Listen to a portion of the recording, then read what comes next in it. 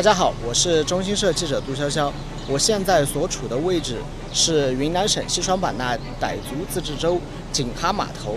那么在我身后的呢，就是即将参加第154次中老缅泰湄公河联合巡逻执法的中方执法艇。今天呢，就由我带大家上艇，来看看云南省公安厅水上巡逻总队的湄公河卫士们是如何护航湄公河安全的。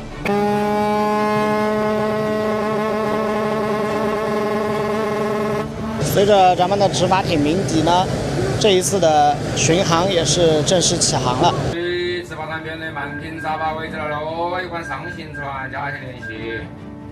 登船前，我想象中的航行会是湄公河优美的风光和沿岸独特的异国风情。起航后，我才发现，这并不是安逸的东南亚游。艇上的噪音、船身的摇摆和起伏、礁石遍布的狭窄航道、高温湿热的环境、蚊虫的叮咬。尽管新型执法艇的环境比起以前已经大大改善，但是仍然算不上多么舒适。我不禁开始思考，到底是什么守护了湄公河的安全？我开始在航行中寻找答案。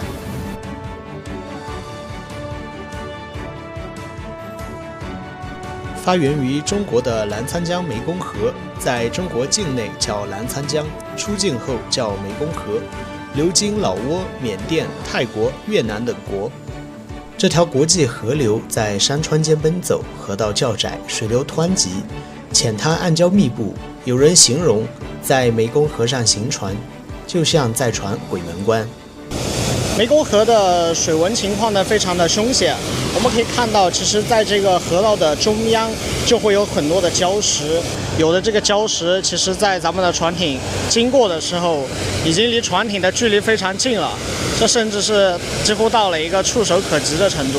咱们湄公河的航道，它以弯、窄、浅、险著称。在不同的水位时期，它有各种不同的险滩。通过我们长期的经验积累，通过河流表面的流态来判明礁石所在的位置，由此来辨别我们所需要行走的航路。湄公河航道上最窄的一处险滩，我们经过那个目测，是只有15米宽。通行我们这样一艘7米多宽的大船，其实是相当的困难的。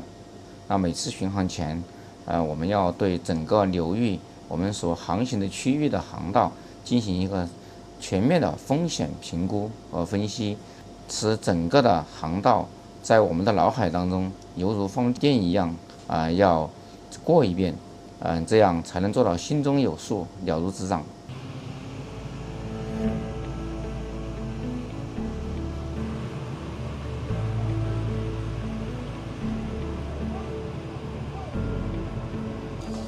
我们今天呢就要从老挝回国了。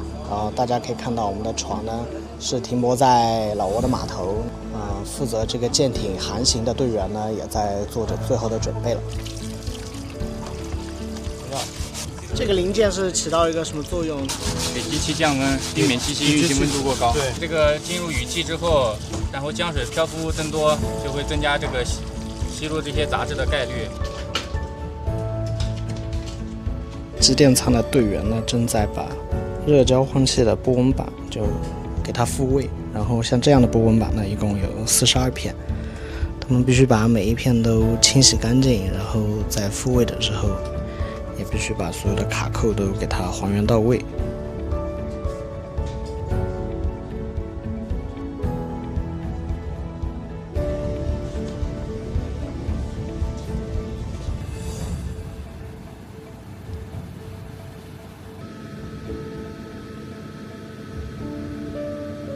我现在呢是在老挝邦相国，咱们的执法队员也深入到了当地的一些农村和学校，来做一些禁毒知识的宣传。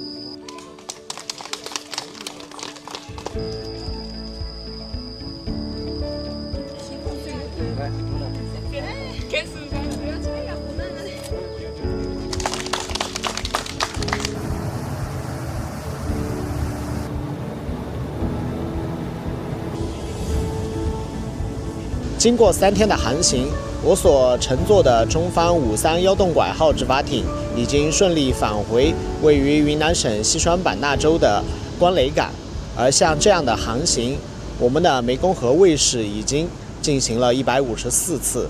从巡航开始以来，虽然每一巡都比较辛苦，但是能够有效地保障流域的安全稳定，我觉得再辛苦，付出再多，都是值得的。